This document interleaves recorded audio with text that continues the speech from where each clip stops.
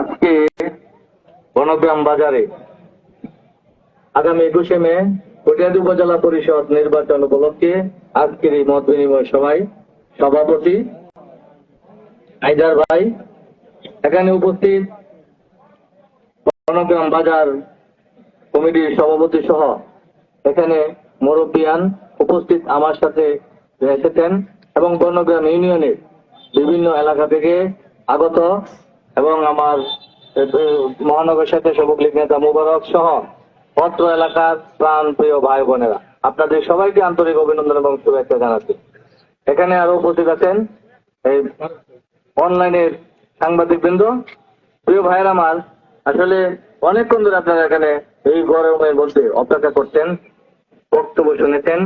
বক্তব্যের মূল বিষয় হচ্ছে আপনারা আগামী 21শে মে আফরিন মার্কায় ভোট দিয়ে আমাকে জয়যুক্ত করবেন, আমি যেন সেবক হয়ে আপনাদের পাশে থাকতে পারি।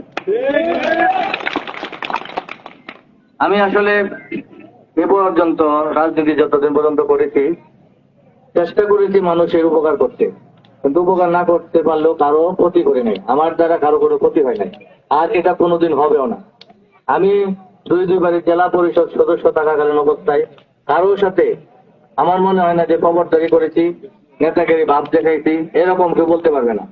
আমি একজন সাধারণ পরিবারের ছেলে, আপনারা সাধারণ মানুষ, সাধারণ মানুষদেরকে নিয়েই আমি আগামী কটিয়াদী উপজেলা পরিষদকে সুন্দরভাবে গড়ে তুলতে চাই।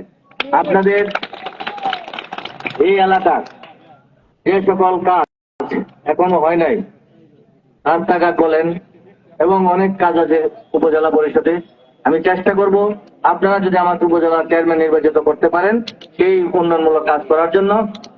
আপনাদেরকে আসলে এখানে অনেক বক্তব্য দেওয়ার ছিল, অনেকক্ষণ ধরে অপেক্ষা করতেন, বক্তব্য রাখবো না।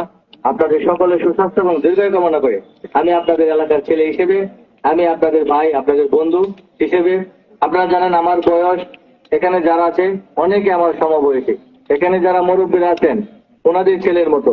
আজকে এখানে যারা আছেন আপনারা যদি আপনাদের বয়সে অনেক বড় একজন লোকের কাছে যান, সে যদি উপজেলার চেয়ারম্যান হয়, ভয়ে তার কাছে কোনো কিছু বলতে পারবেন না, কিন্তু আমার কাছে গেলে আপনারা বলবেন যে জামান তো আমাদের ছেলের মতো, যাই তার কাছে যে আমাদের একটা কথা বলি, নির্দ্বিধে কিন্তু বলতে পারবেন।